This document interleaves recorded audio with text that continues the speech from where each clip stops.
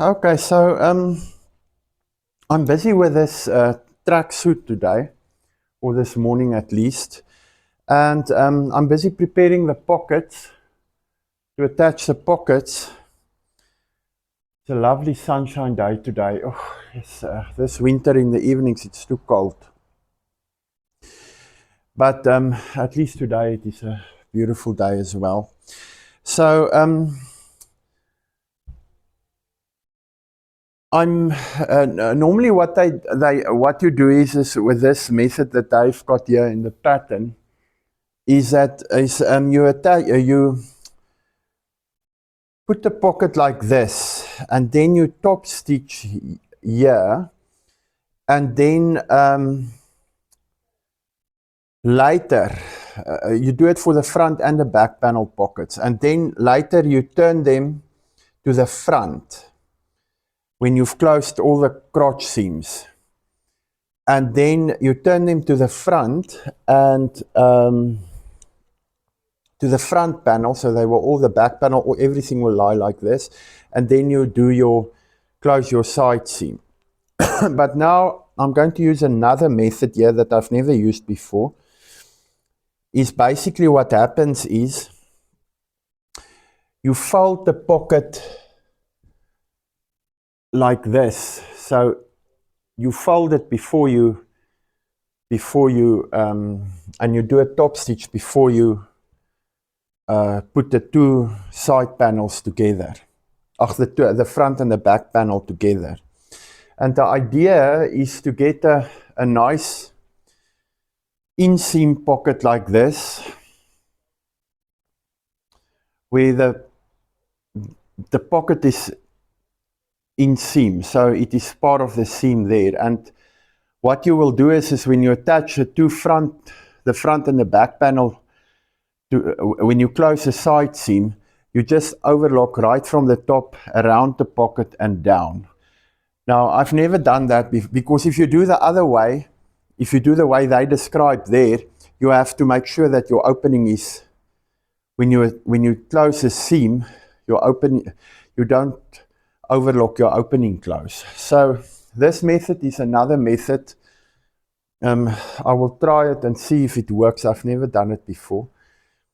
So the first thing that I do is I have to now fold the pocket here on the edge where I'm going to stitch it. And I use this this ruler. It's a heat resistant ruler. So I bought it because I use it for the safari shirts, and the safari shirts are nice, neat, crisp seams. But there's only one thing now short here, I think, and that is I don't have a tailor's clapper. Now that clapper is a piece of wood basically, and you press it on top of the seam like this. It withdraws the water, and it makes the seam, or the steam, and it makes the seam a little bit more crisp. But yeah, I'm doing carpentry as well, so I might as well make one for myself. But you need a special wood. You can't just use any wood. You need at least, I think it's maple wood, something like that,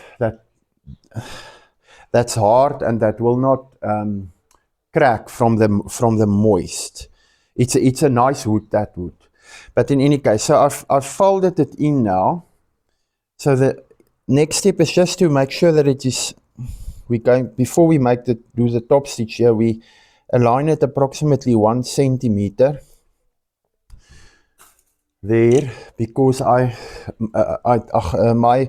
overlocker is set at 1 centimeter seam allowance. So when we do the final stitch, this inseam pocket should be nicely aligned with the side seam.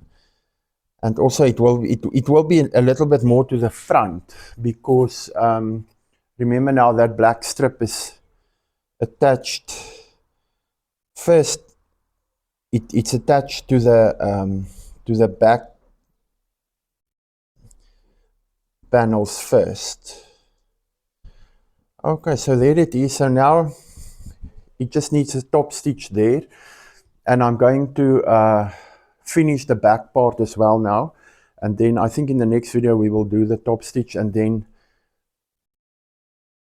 close the crotch seams and then the side seams. Okay.